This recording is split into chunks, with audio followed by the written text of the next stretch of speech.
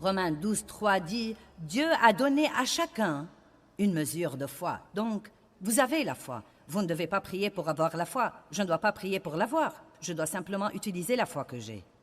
Et plus j'utilise la foi que j'ai, plus je serai fort. La foi peut s'accroître, mais le seul moyen de l'accroître, c'est de l'utiliser. Et la foi est une force. Elle est en fait une force puissante qui réside à l'intérieur de notre esprit. Et quand elle est libérée, des choses énormes peuvent arriver dans notre vie. Comme par exemple, la Bible dit « La prière du juste agit avec beaucoup de force. » Donc la foi est une force efficace. Nous avons la foi. Mais je crois qu'il y a un genre de loi dans l'univers que j'appelle « utilisez-le ou perdez-le ». Et donc, si vous n'utilisez pas un muscle, il sera vraiment atrophié et affaibli. Et vous ne pourrez pas l'utiliser. Si vous avez un bras plâtré ou une jambe plâtrée, quand vous enlevez le plâtre qui a été là longtemps, le muscle sera vraiment affaibli et vous devez faire une thérapie pour le fortifier de nouveau. Et je crois qu'il en est de même pour notre foi. Dieu a donné à chacun une mesure de foi, pas n'importe quel genre de foi, mais une mesure de foi divine. Vous devez avoir la foi, sinon vous ne sortirez même pas du lit le matin. Quand vous sortez du lit le matin, vous avez foi en vos pieds et dans le plancher, et si les deux se réunissent, vous pourrez vous tenir debout. Nous opérons donc tout le temps par la foi, par un genre de foi naturelle. Il faut de la foi pour rouler dans la circulation. Amen. Vous devez avoir la foi pour élever vos enfants. Vous devez avoir la foi pour vous marier et rester marié longtemps. Vous devez avoir beaucoup de foi, mais quand nous commençons à comprendre que la foi que nous avons comme croyants en Christ est une foi divine et que c'est en fait la foi de Dieu qui est en nous, que ce n'est pas un genre de foi humaine par lequel nous nous levons le matin et nous posons nos pieds sur le plancher, mais que la foi que nous avons est une foi divine spéciale. Et Paul a même dit qu'il est arrivé au point où il vivait par cette foi. Il a dit « Ce n'est plus moi qui vis, mais Christ qui vit en moi, car ma vie présente dans la chair, je la vis dans la foi au Fils de Dieu, qui m'a aimé et s'est livré pour moi. » Maintenant, la foi n'est pas forcément quelque chose que nous ressentons ou que nous voyons. La foi est une décision que nous prenons concernant à qui nous allons faire confiance. Je veux répéter. La foi n'est pas un sentiment que nous attendons d'avoir. Je ne dis pas « Oh, je me sens pleine de foi ce soir. » Vous savez, parfois, je me sens vraiment ointe et remplie de l'Esprit de Dieu quand je monte en chair, et parfois je ne le sens pas du tout. Mais j'ai découvert que si nous fonçons vraiment dans la foi, Dieu nous retrouve toujours quand nous faisons ce pas de foi et il nous aide à arriver là où nous devons être. Mais si nous restons là à attendre de ressentir quelque chose, nous pouvons attendre éternellement.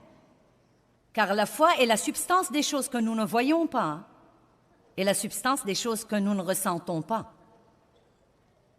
Elle est en fait, dit la Bible, un témoignage. C'est un témoignage spirituel, comme quoi nous faisons confiance à Dieu. Et vous savez, il y a toutes sortes de gens qui défilent à l'église tous les dimanches et n'apprennent jamais à exercer ou à libérer leur foi. La foi est une force qui réside au-dedans de nous et je crois que nous pouvons la libérer de 3 façons. En priant, en parlant et en faisant.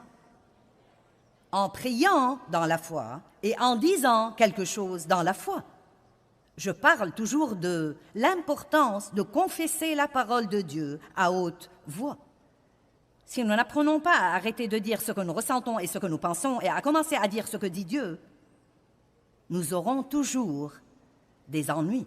Il n'y a pas un seul séminaire que je fais n'importe où je ne parle pas quelque part dans ce séminaire, et probablement à plusieurs reprises, où je ne parle pas de l'importance de s'accorder verbalement avec Dieu et de confesser la parole de Dieu à haute voix.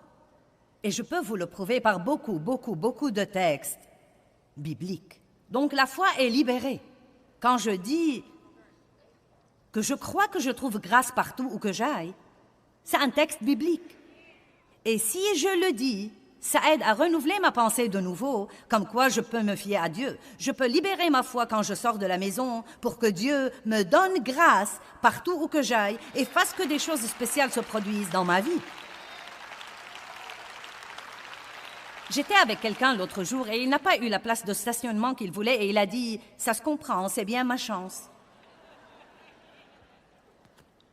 J'ai pensé « J'espère que tu me côtoieras assez longtemps pour changer cette attitude ». Car vous savez, c'est l'attitude que le monde a et l'attitude que j'avais moi-même pendant très longtemps. Mais nous pouvons, en fait, libérer notre foi pour que Dieu nous donne grâce et pour qu'il fasse pour nous des choses qui nous laisseraient vraiment stupéfaits.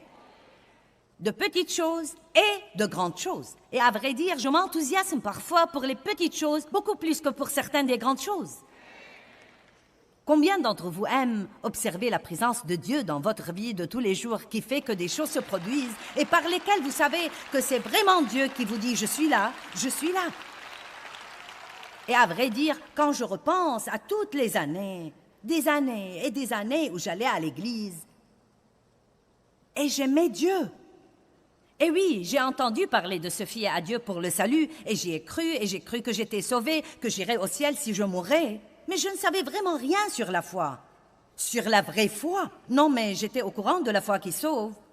Mais je ne savais rien sur ce merveilleux don de foi que Dieu nous a donné, qui peut apporter la guérison dans nos vies et peut nous aider à vivre libérés de la culpabilité et de la condamnation et peut nous permettre de faire de grandes choses, des choses que nous ne savons même pas faire. Et je veux vraiment vous encourager à ne jamais paresser et à ne jamais laisser ce merveilleux don de foi sommeiller en vous pendant que vous restez là à attendre un sentiment pour vous motiver à faire ce que vous devriez faire dans la foi. Et si vous le faites dans la foi, rappelez-vous que cela veut normalement dire que vous le faites sans sentiment et très souvent sans voir le résultat à ce moment-là. La Bible dit, quand vous priez dans la foi, croyez que ce que vous dites arrivera et il vous sera accordé. Elle ne dit pas que vous l'avez déjà, mais elle dit, quand vous priez dans la foi, croyez que ce que vous dites arrivera et il vous sera accordé.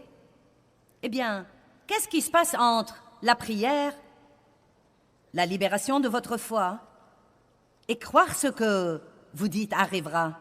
Qu'est-ce qui se passe entre ça et l'exaucement? Beaucoup de patience et beaucoup de mensonges de Satan. Et nous allons parler de tout ça. J'effleure certaines des choses dont nous allons parler ici ce week-end. Donc, la foi ne vous sert à rien si vous ne la libérez pas. Vous libérez votre foi en priant et en parlant.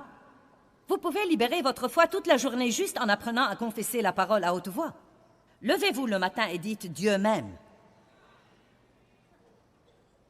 Je suis la justice de Dieu en Christ. Mes péchés me sont pardonnés. Ce sera une merveilleuse journée. Quelque chose de bien va m'arriver aujourd'hui. Quelque chose de bien va arriver par moi aujourd'hui. Eh bien, c'est en fait une façon différente de prier. Je me rappelle que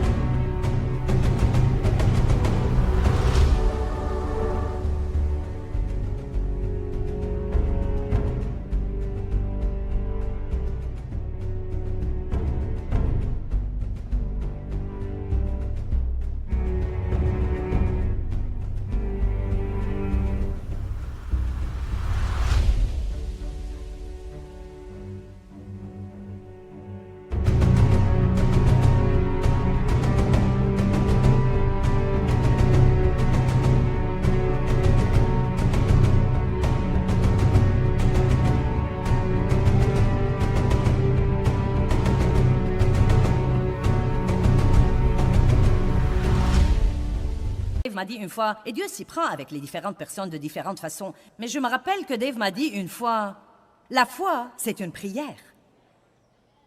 Et je savais ce qu'il voulait dire. Quand, juste ce simple, je me fie à toi, Dieu. C'est une prière. Mais si souvent nous faisons de la prière une si rude épreuve, et nous la compliquons, et nous la légalisons au point où nous la faisons par devoir, mais nous n'en jouissons vraiment pas. La prière est puissante. Elle change vraiment les choses. Mais nous devons prier dans la foi.